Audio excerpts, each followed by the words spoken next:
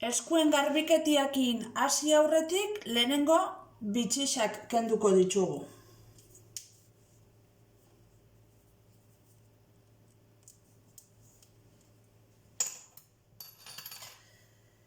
Eskuak urakin busti eta kanila itxi. Jaboia hartu eta esku aurraren kontra atzak tartean hartu zigurtzi.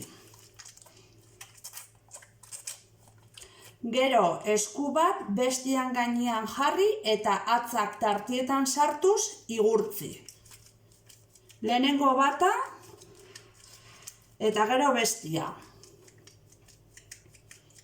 Gero berdina, baina esku barrenekin. Atzak tartietan sartuz igurtzi.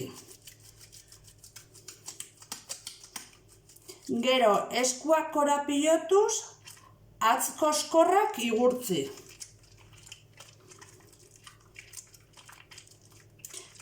Eta ez ahaztu atz toluana.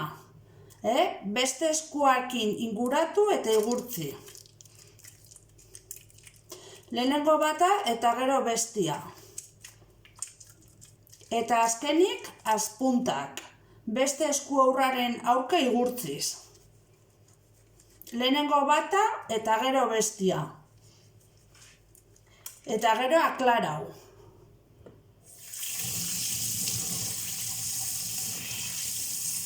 Kanila ixterako orduan ez dugu eskua erabiliko. Besaurriakin